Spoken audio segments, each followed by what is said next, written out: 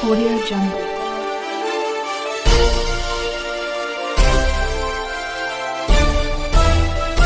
Audio Jungle.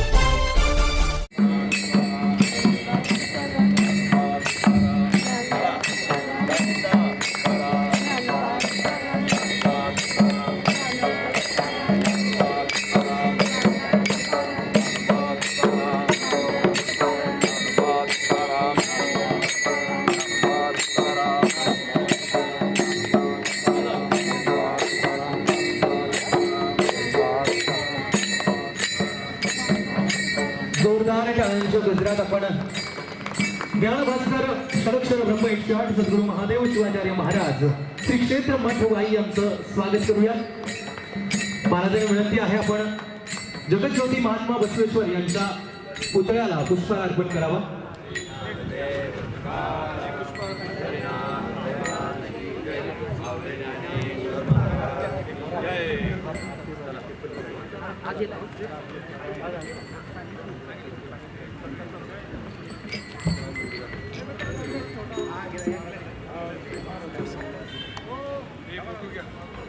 Shri Mahatma Basaveshwar Maharaj की. महेश स्वामींना विनंती आहे कृपया आपण मंचावरती यायचंय. त्यानंतर महाराजांना सन्मानित करण्यासाठी मी आपल्या या पिंपरी चिंचवड महानगरपालिकेचे कार्यक्षम ज्येष्ठ नगरसेवक नारायणजी बहिरवाडे यांना विनंती करेल की आपण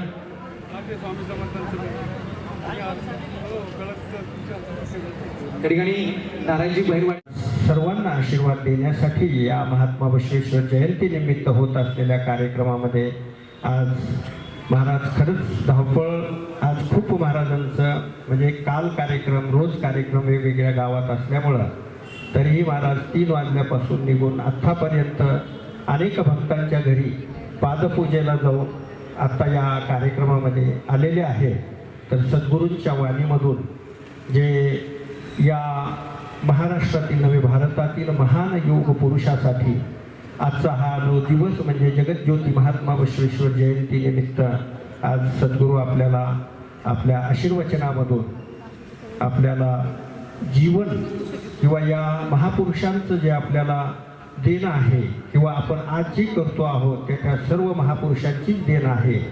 आणि या महाराष्ट्रामध्ये किंवा या पुण्यनगरीला ही अशी पावन झालेली भूमी आहे की साधू संतांचा वास. या बाजूलाच मोर्या गोसावीचं मंदिर आहे. संत श्रेष्ठ तुकाराम महाराज, ज्ञानेश्वर माऊली आणि अनेक भारतातील संतांच्या या पदस्पर्शाने पावन झालेल्या या श्री क्षेत्र चिखली टाळगाव चिखली या ठिकाणी या घरकुलमध्ये आजचा हा सद्गुरूंचा आशीर्वचनाचा कार्यक्रम होत आहे. तर मी सद्गुरूंच्या चरणी विनंती करतो की आजचं हे आपलं हे जगज्योती महात्मा बसवेश्वर जयंती निमित्त आज सर्वांना आशीर्वाद द्यावा एवढीच विनंती करतो आणि महाराजांच्या आशीर्वचनाला सुरुवात होत आहे. श्रीमद जगद्गुरु पंचाचार्य महाराज की. धन्यवाद.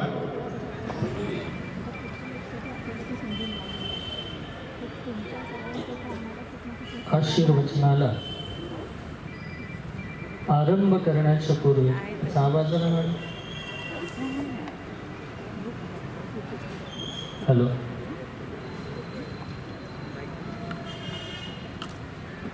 हॅलो. आशीर्वचनाला आरंभ करण्याच्या पूर्वी बसवण्णांचं एक वचन. बसवण्णांचं समस्त वाङ्मय कन्नड भाषेमध्ये आपल्याला बघायला मिळतं आणि म्हणून त्यांचं एक कन्नड वचन बोलून आशीर्वचनाला आरंभ होईल. वचनदल्ली नामामृत तुम्बे, वचनदल्ली नामामृत तुम्बे, नयनदल्ली ನಿಮ್ಮ ಮೂರ್ತಿ ತುಂಬೆ, ನಯನದಲ್ಲಿ ನಿಮ್ಮ ಮೂರ್ತಿ ತುಂಬೆ, ವಚನ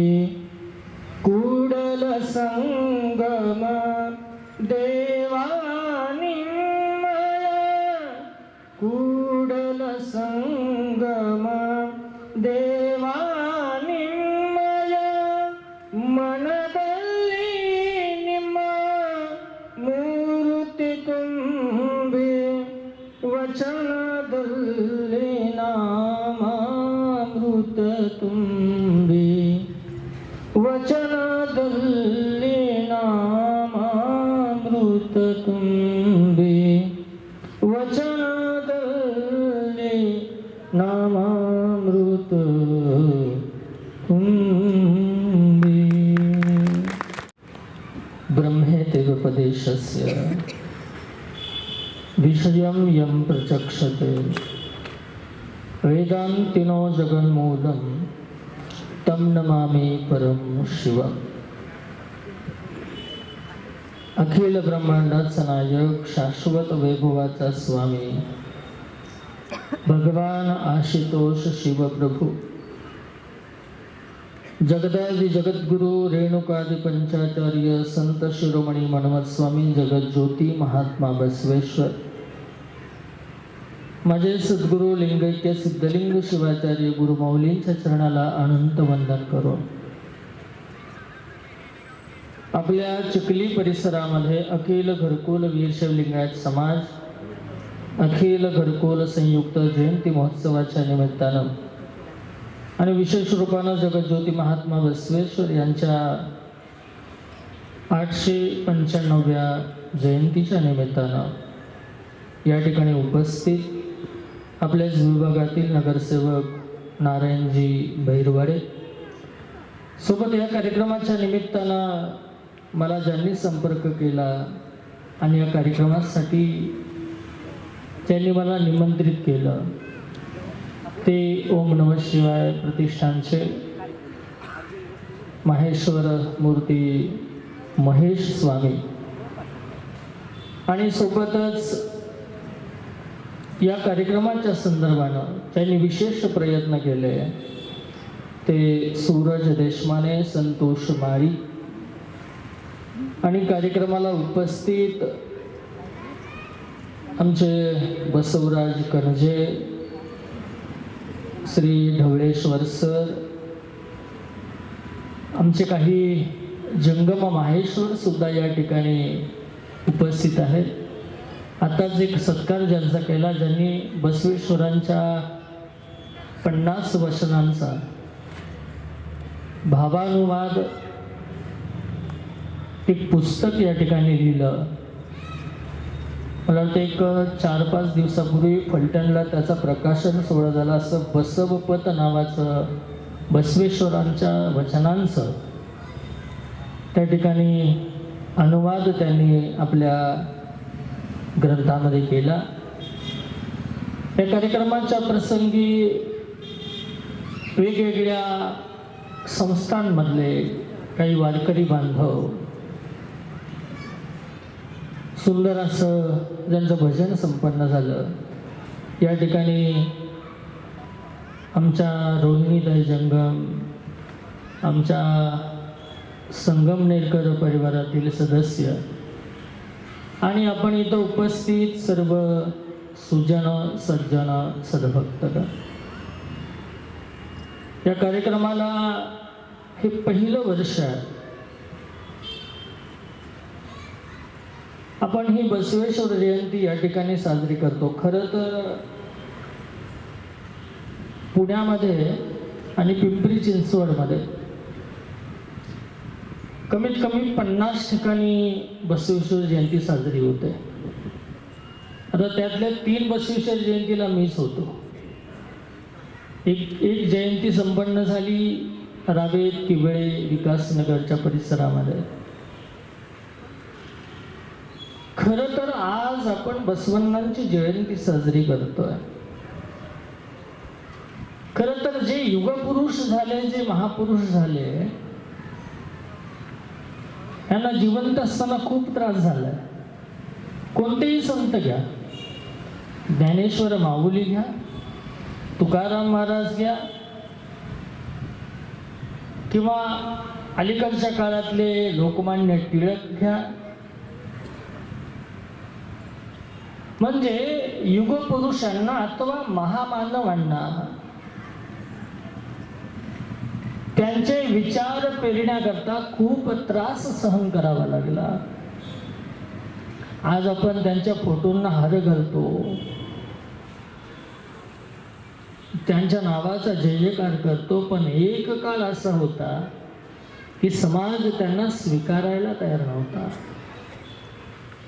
आणि म्हणून अनेक महापुरुषांना त्या त्रासातून जावं लागलं. अशा महापुरुषांच्या मांदियाळीमध्ये 12व्या शतकामध्ये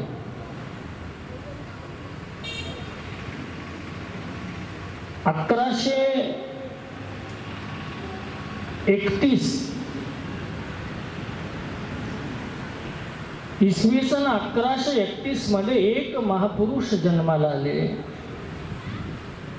आणि ते म्हणजे महात्मा बसवण्णा. खरं तर महात्मा बसवण्णा हे एका समाजाच्या पुरते मर्यादित नाहीत. जर आपण त्यांचे विचार जर वाचले तर मानवतावादी असलेले विचार, समता, बंधुता, एकात्मता सांगणारे विचार महात्मा बसवण्णांचे आहेत. खर तर महापुरुषांच्या जीवनातल्या ज्या घटना आहेत त्या क्रांतीच्या घटना जर आपण वाचल्या, असं म्हणतात की जो समाज इतिहास वाचतो तो इतिहास घडवू शकतो.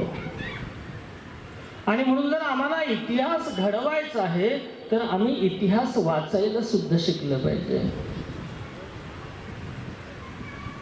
आणि म्हणून तो इतिहास समजून घेण्याकरता खरं तर आपल्याकडं थोडं लिंगायत, वीर शैव, संस्थापक की नाही वगैरे वगैरे हा विषय आपण बाजूला ठेवू. आपल्याला त्यांची क्रांती समजून घ्यायची आहे. बसवण्णांच्या जीवनामध्ये जसं बघा, आपण जे महामानव बघतो त्या त्या काळामध्ये ज्या व्यवस्था होत्या त्या उच्च नीच, वर्ण, आश्रम, स्पृश्य, अस्पृश्य अशा पद्धतीच्या विचार करणाऱ्या व्यवस्था होत्या. आणि या महापुरुषांनी सांगितलं की मानवांमध्ये समता असायला पाहिजे. कोणी लहान नाही, सगळे समान आहेत. आणि ही समत्वाची भावना आपल्या अंतःकरणामध्ये 12व्या शतकामध्ये पेरली गेली आहे. इथं स्त्री न्यून नाही, कमी नाही. स्त्रियांना सुद्धा समान हक्क दिला गेला पाहिजे. हे 12व्या शतकामध्ये बसवण्णा सांगतात. पण त्यावेळेला सांगितलं, पण नुसतं सांगून थांबले नाही, तर या जगातली पहिली संसद अनुभव मंडपाच्या रूपानं जर कोणी उभी केली असेल तर ती जगज्योती महात्मा बसवण्णांनी उभी केली आहे. काय होती ती संसद? 700 शरण आणि 70 शरणी यांची एकत्र बैठक आणि तिथं चर्चा सत्र, संवाद, त्या संवाद स्थानाला अनुभव मंडप म्हटलं गेलं. त्या अनुभव मंडपामध्ये जे जे निर्णय घेतले जायचे त्यामध्ये स्त्री आणि पुरुष असे सगळे शरण आणि शरणी तो निर्णय घ्यायचे. त्यातली एक शरणी म्हणजे अक्क महादेवी. कारण बसवण्णांच्या जर आपण चरित्राचा विचार केला तर काही ठळक मुद्दे आपल्याला बघायला मिळतात. पहिली गोष्ट म्हणजे स्त्री पुरुष समानता. दुसरी गोष्ट विद्वांचा पुनर्विवाह. त्याच्या पुढे जाऊन सांगितलं वेश्या स्त्रीचं त्या ठिकाणी व्यवस्था करून देणं, म्हणजे त्यांना सुद्धा जगण्याचा अधिकार आहे आणि म्हणून त्यांचं पुनर्वसन केलं. पुढे जाऊन आंतरजातीय विवाहाचा जो विषय आहे त्यामध्ये सांगितले की लिंगधारी सगळे एक आहेत आणि म्हणून ज्याच्या गळ्यामध्ये लिंग आहे ते सगळे आंतरजाती विवाह म्हणजे जातीचं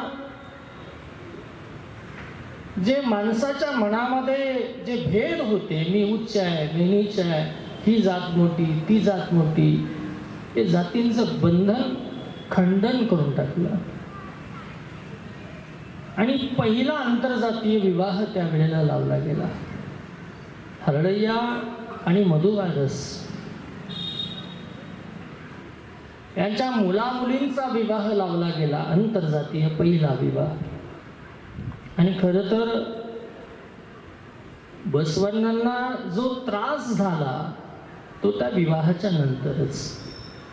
तो विवाह लावला त्यावेळेला जे प्रस्थापित होते त्या प्रस्थापितांनी मात्र त्या प्रस्थापितांच्या तो विवाह पचनी पडला नाही आणि मग तिथून नंतरचा काळ हा बसवण्णांना फार कष्टदायक सहन करावा लागला आणि कुडला संगम क्षेत्रामध्ये बसवण्णांची आज आपण समाधी पाहतो. खरं तर बसवण्णांची जी वचनं आहेत ती विज्ञानवादी आहे, क्रांतिकारी आहे, तुम्हाला विचार करायला भाग पाडणारी आहे. म्हणजे 12व्या शतकामध्ये जे विचार बसवण्णांनी केले ते अजून 21व्या शतकात सुद्धा आपण पचवू शकत नाही. बघा, आंतरजातीय विवाहाचा विषय घेऊ आपण. अजून सुद्धा अन्य अदर कास्ट तर लांब राहिलं, आमच्या लिंगायतांच्या मध्ये सुद्धा अशी अवस्था आहे की आम्हाला पंचमच पाहिजे, आम्हाला शीलवंतच पाहिजे, आम्हाला किराळीच पाहिजे. मी म्हणलं या ज्या उपजाती तयार झाल्या या फक्त आणि फक्त व्यवसायावरून तयार झालेल्या आहेत आणि म्हणून आपण सगळे लिंगधारक लिंगायत एक आहोत ही भावना आपली असायला पाहिजे. म्हणजे 12व्या शतकामध्ये जे बसवण्णांनी केलं खरं तर अजून 21व्या शतकात आपण तेवढेही करू शकत नाही आहे.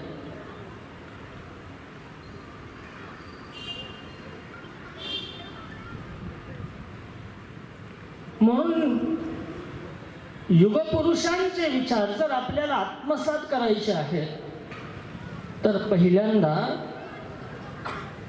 त्यांचे ग्रंथ वाचले पाहिजे, त्यांचे विचार वाचले पाहिजे, त्यावेळेला ते कळतील. कोणत्याही पद्धतीचा भ्रामक विचार त्यांनी आपल्याला कधी सांगितला नाही, त्यांनी ज्वलंत विचार आपल्याला सांगितला. बसवण्णांचे वचन सांगितलं गेलं की नागाच्या मूर्तीची तुम्ही पूजा करता आणि जिवंत नाग आला की मारा म्हणून सांगता. एखादा भुकेला व्यक्ती आपल्या दारात आला की जेवण नाही म्हणून सांगता आणि जो देव जेवतच नाही त्याला तुम्ही नैवेद्य दाखवता. ही कशा पद्धतीची भक्ती तुम्ही करता. आणि म्हणून बसवण्णांनी आपल्याला सांगितलं की आपल्या हृदयातला देव ओळखायचा आहे, कारण देवाचं स्थान अत्र तत्र इतरत्र परत्र नाही, देवाचं स्थान तुमच्याच हृदयामध्ये आहे. हे शरीर म्हणजे देवालय आहे आणि या देवालयातलं हृदय म्हणजे त्या देवाचं देवघर आहे. आणि म्हणून या देहालाच देवालय बनवण्याकरिता इष्टलिंग रूपी उपासना आपल्याला सांगितली की आपल्या गळ्यामध्ये इष्टलिंग असावं. जसं बघा वेगवेगळ्या संप्रदायाच्या परंपरेनुसार, जसं वारकरी संप्रदायामध्ये तुळशीची माळ घातली जाते, शैव संप्रदायामध्ये रुद्राक्षाची माळ घातली जाते, अन्य संप्रदायामध्ये अन्य पद्धतीचे उपासना प्रकार बघायला मिळतात. हे घालण्याचा उद्देश काय आहे? रामायणामध्ये प्रसंग आला, सुग्रीव आणि वालीचं युद्ध सुरू होतं. सुग्रीव आणि वाली दिसायला एकसारखे होते. मग नेमकं कोण सुग्रीव आणि कोण वाली हे कसं ओळखायचं? म्हणून सुग्रीवाच्या गळ्यामध्ये तुळशीच्या मंजिरीची माळा प्रभू रामचंद्रांनी टाकली. दोघांचं युद्ध सुरू होतं. त्यावेळेला भगवान प्रभू रामचंद्र म्हणाले की ज्याच्या गळ्यामध्ये मंजिरीची माळा आहे ना तो माझा आहे.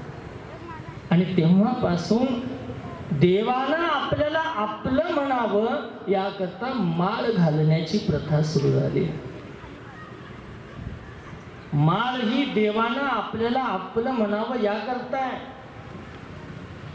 काही लोक व्यसन सोडण्यासाठी माळ घालतात. माळा घालणं व्यसन नाही सुटत.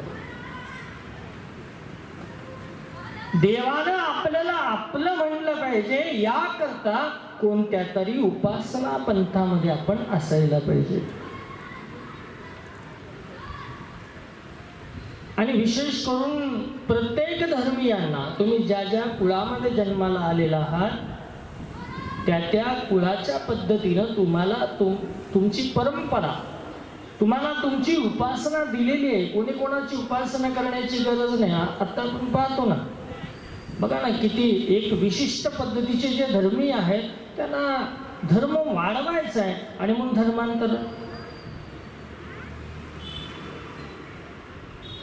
किती मोठा मुद्दा आहे सध्याच्या घडीला. एकमेव हिंदू अंतर्गत जे पंथ आहेत यामध्ये प्रत्येकाची उपासना वेगळी आहे, प्रत्येकाच्या उपासनेच्या पद्धती वेगळ्या आहेत. आणि म्हणून शैव सिद्धांतामध्ये असं सांगितलं गेलं की शरीर हे देवालय आहे आणि त्या देवालयाच्या वरती इष्टलिंग रूपी देव गळ्यात असायला पाहिजे. पण आपल्याकडे काय झालं, लिंग फार लोकांना जड व्हायला लागलं, त्यांचे गळे वाकू लागले. लिंग घालायचं म्हणजे गळा वागतो. खरं तर आपण या जगतामध्ये आहोत, इथून आपण काही घेऊन जाऊ शकत नाही. काय घेऊन जाऊ शकतो आपण? आणि आपली येणारी पिढी आपल्याला काय देणार आहे? तुम्ही किती लोक म्हणतात काय नाही हो, सगळं काय पोरांसाठी, सगळं काय पोरांसाठी. आपलं काय, आपलं काय? अहो, ती पोरं आपल्याला सांभाळतील का नाही याची सुद्धा तर गॅरंटी नाही आहे. त्याचं कारण सांगतो तुम्हाला. कारण आपण आपला धर्म, आपली संस्कृती, आपले संस्कार आपल्या पोरांना शिकवतच नाही. ना पोरांना कपाळाला गंध लाव म्हणून शिकवतो, ना पोरींना टिकली लाव नाही तर कुंकू लाव म्हणून शिकवतो. आपल्या पोरांची कपाळही अशीच आहेत आणि पोरींची पण अशीच आहे. आणि आता आपण पाहतो काही लोक धर्माच्या नावाखाली टिकली लावायची नाही, हातात बांगड्या घालायच्या नाही, अजून काय गळ्यामध्ये कुठला धागा माळ घालायची नाही. म्हणजे अशा पद्धतीच्या वेगवेगळ्या भ्रामक कल्पना आपल्याला सांगितल्या जातात. आणि आपण मात्र जो निद्रिस्त आहोत की आपण आपल्या मुलांना आपल्या धार्मिक परंपरा सांगतच नाही. आणि म्हणून या महामानवांनी हेच तर जागरण केलंय, तुम्हाला जाग करण्याकरता युगयुगांपरत्वे असे युग प्रवर्तक जन्माला येतात. 12व्या शतकात महात्मा बसवण्ण आले, 16व्या शतकात मन्मथ स्वामी आले, ज्ञानेश्वर माऊली आले, तुकाराम महाराज आले. यांनी आपल्याला जाग केलं. आपल्याला त्यांनी त्यांची जी वाङ्मयीन सेवा आहे, त्यांचा जो गाथा आहे, ज्ञानेश्वरी आहे, बसवण्णांचा वचन संग्रह आहे, हे वाचलं पाहिजे. म्हणून त्यांनी आम्हाला सांगितलं वाचा वाचा वाचा. आणि आता जयंतीच्या नावाखाली नुसतं नाचा आहे ना. सगळ्या जयंती आता झाल्या बघा. परवा शिवजयंती झाली, आंबेडकर जयंती झाली, बसव जयंती झाली. ह्या महामानवांनी आम्हाला सांगितलं वाचा आणि आम्ही ऐकलं नाचा आहे ना. जयंतीच्या दिवशी किती नाचणं होते, नुसतं नाचायचं. ते त्यांनी काय सांगितले ते राहिलं बाजूला. त्यांच्या पुढं गाणी कुठली लावायची हे सुद्धा काही तारतम्य नाही आहे. कुठली गाणी लागली जातात. म्हणजे महामानवांनी आम्हाला जाग करायचा प्रयत्न केला. आम्ही फक्त जागे झाल्याचं सोंग करतोय. आम्ही जागे आहोत.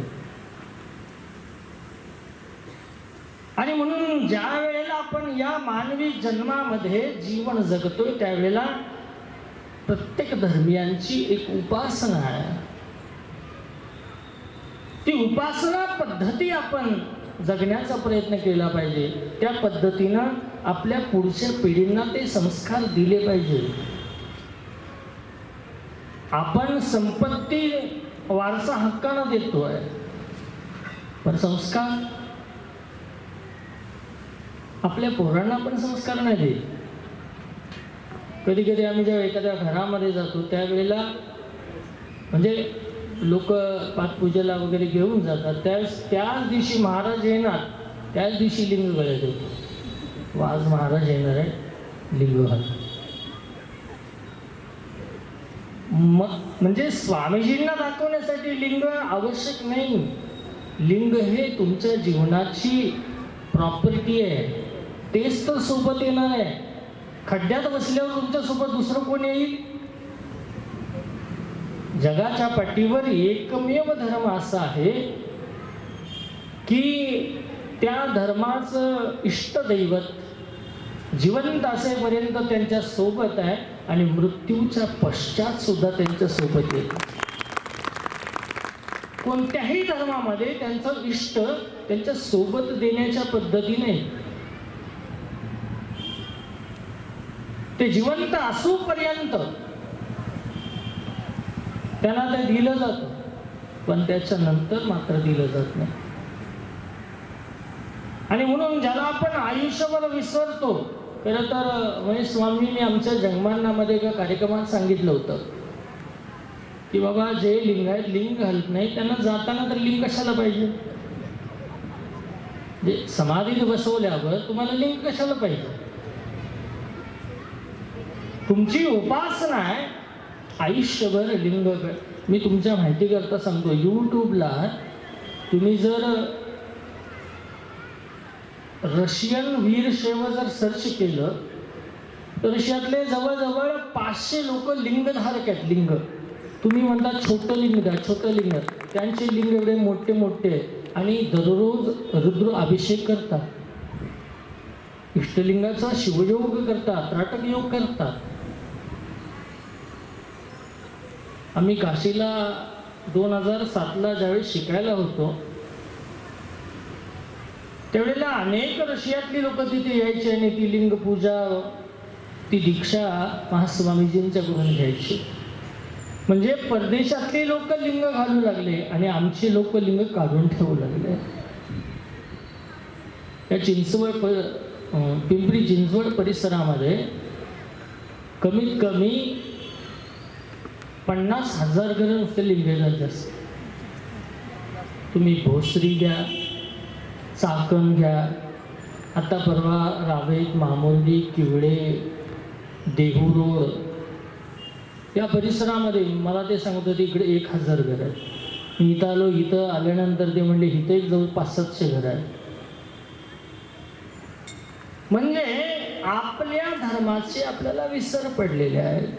आणि म्हणून आमच्या उपासना जोपर्यंत सुरू होत नाही, उपासनेचं अधिष्ठान जोपर्यंत नाही तोपर्यंत तुमची सर्वांगीण प्रगती शक्य नाही आहे. आणि म्हणून उपासना हवी आहे. आणि काय झालं, उपासना उपासना म्हणता म्हणता उपवासच सुरू झाले. महिलांनी तर उपवासामध्ये कहर केला. पांढरे सोमवार, तांबडे मंगळवार, हिरवे बुधवार, पिवळे गुरुवार, इतके उपवास.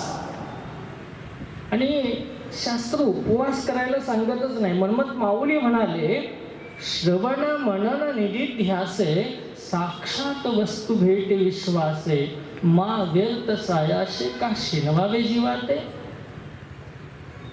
तुम्ही जे श्रवण करताय त्याचं मनन करा, त्याचं चिंतन करा, त्यावेळेला तुम्हाला त्या आत्मतत्वाची जाणीव होईल.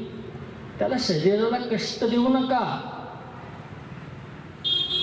पण नुसते उपवास, खरं तर असं शास्त्र सांगतं की उपवासाच्या दिवशी उपासना शीघ्र फलदायी होते. तुम्ही जर ऑब्झर्व केलं, ज्या दिवशी तुमचा उपवास आहे त्या दिवशी तुम्हाला लवकर राग येतो, क्रोध लवकर येतो, शरीर तप्त राहतं, लगेच राग, चिडचिड होते. त्याचं कारण काय आहे? आमच्या शरीराला जेवढ्या कॅलरीज हव्या होत्या त्या मिळत नाही. मग शरीर आक्रमण करत आहे, तप्त होत आहे. अशा शरीराला तापवण्यासाठी उपवास केला जातो. ते तप्त झालेलं जे शरीर आहे त्या तप्त झालेल्या शरीराचं तपामध्ये रूपांतरण होण्याकरता उपवासाच्या दिवशी जास्तीत जास्त नामस्मरण पाहिजे. पण आम्ही फक्त आहारातला बदल म्हणजे उपवास. दररोज 4 पदार्थ खातो, उपवासाच्या दिवशी 40 खातो. एवढाच बदल आहे ना, आहारातला बदल. पण शास्त्र आम्हाला सांगतं की त्या दिवशी जर तुम्ही जास्तीत जास्त जप केला तर मूलाधार स्थित असलेली तुमची कुंडलिनी सहस्त्र आधाराकडे प्रवेश करण्याकरता प्रवृत्त होते. लंगरम परमम औषधम म्हटलं, उपवास करणं परम औषध आहे. पण किती? आठवड्यातून एखादा. काय होतं मग, कधी कधी उपवासाची अशी एकदम लाईन लागते. प्रदोष, शिवरात्र, चतुर्थी, एकादशी, सोमवार, गुरुवार, शनिवार, असं सरळ. म्हणजे आपल्याकडं उपासनेपेक्षा उपवासाकडे भर दिला गेला. आणि म्हणून जे परमतत्व आहे त्या परमतत्वाची ओळख मात्र आपल्याला होत नाही. आणि म्हणून महात्मा बसवण्णांनी सांगितलं की आपल्यातलं जे शिवतत्व आहे ते ओळखायचं आहे. तर त्यांनी आम्हाला सांगितलं की आमच्यामध्ये समता आली पाहिजे, बंधुता आली पाहिजे,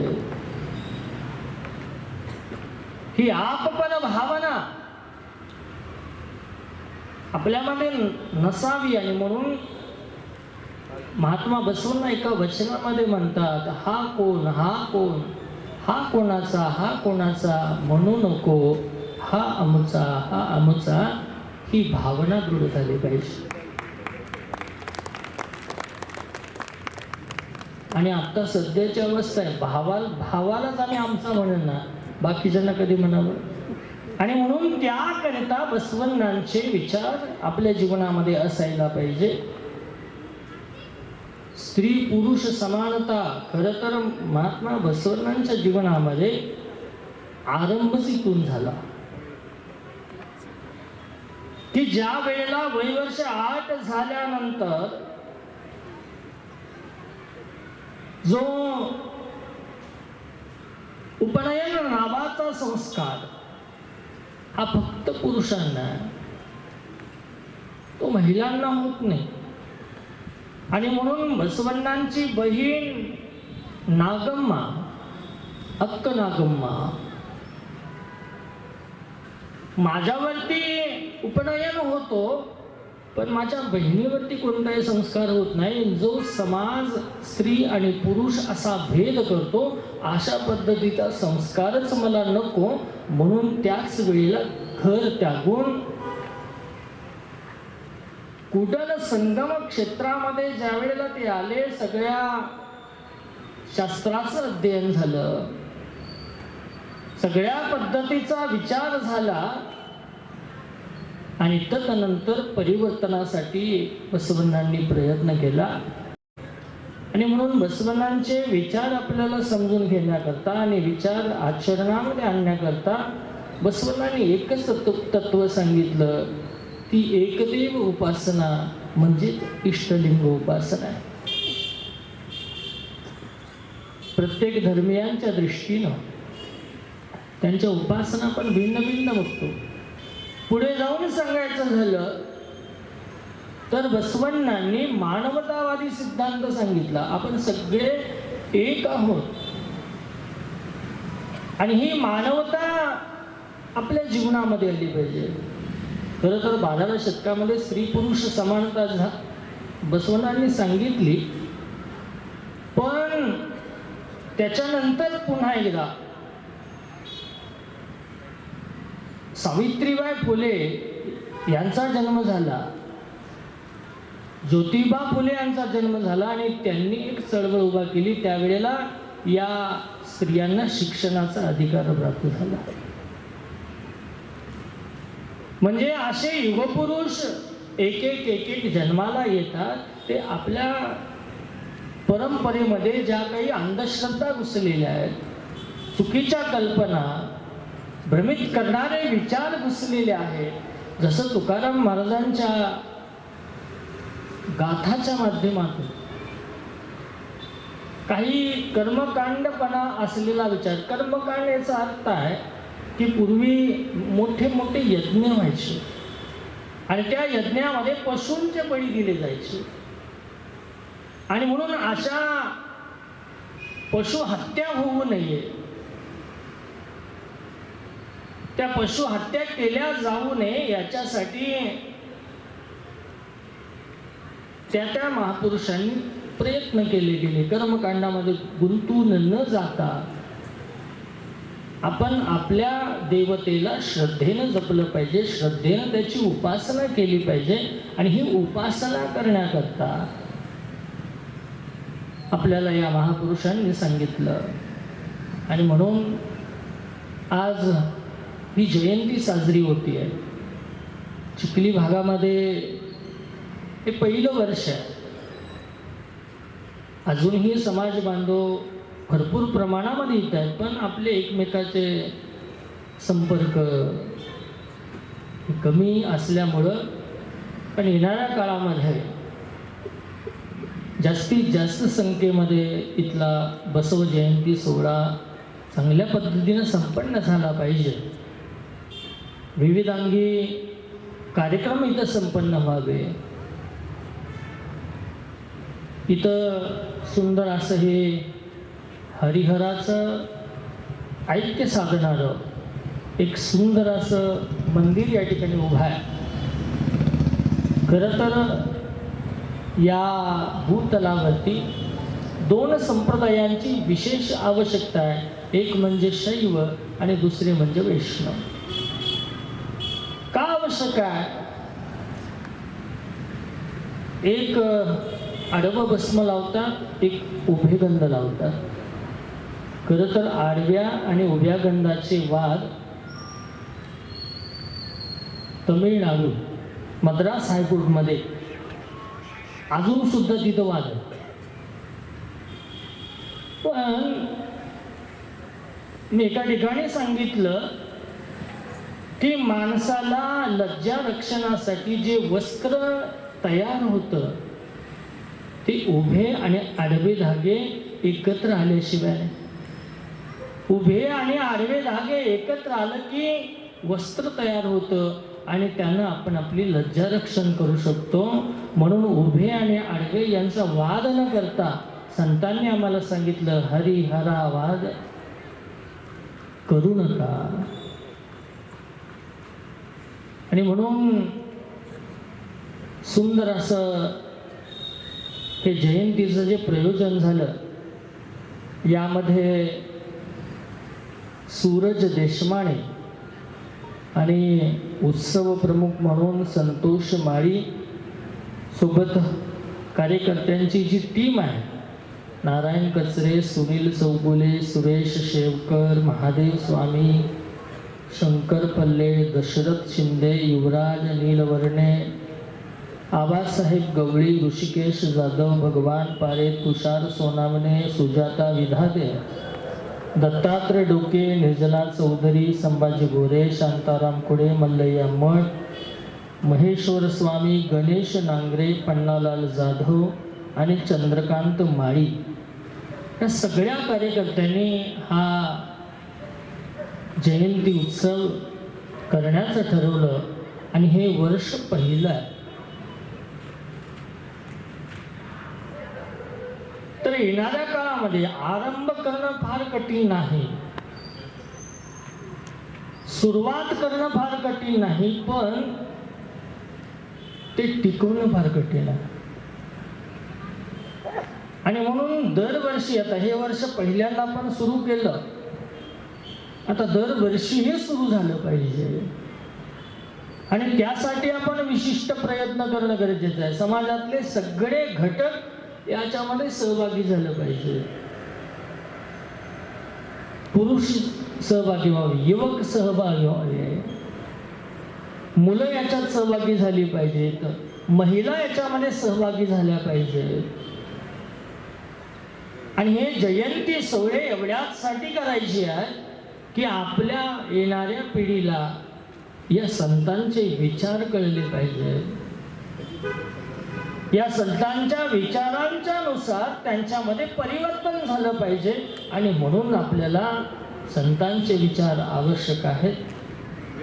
आणि म्हणून या बसवण्णांच्या जयंतीच्या माध्यमातून आपण संयुक्त महापुरुषांची जयंती या निमित्तानं आपण एक धार्मिक सलोखा, आपण एक सामाजिक एकात्मता करण्याच्या उद्देशानं जो प्रयत्न केला आहे त्याला चांगलं स्वरूप प्राप्त व्हावं. येणाऱ्या काळामध्ये अजून हे कार्य सगळ्यांपर्यंत पोचावं अशा पद्धतीची भावना मी या निमित्तानं व्यक्त करतो.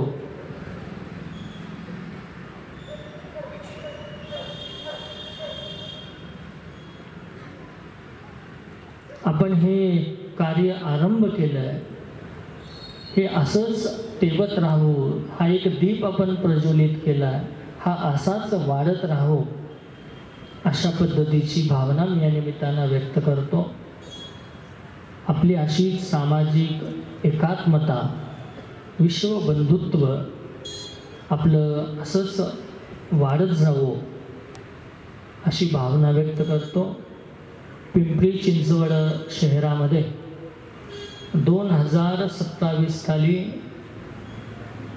1,00,000 लोकांचं पारायण, सोबत जगद्गुरू पंचपीठाधीश्वर यांची अड्डपालखी आणि कमीत कमी 10,000 लोकांचा दीक्षाविधी संस्कार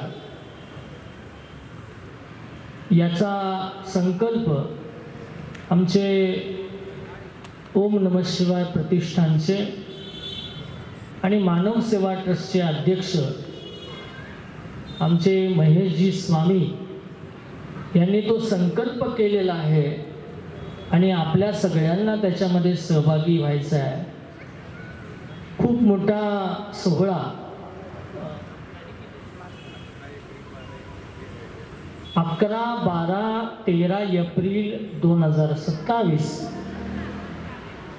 या कार्यक्रमाचं आयोजन म्हणजे आत्तापासून त्याची तयारी सुरू झालेली आहे.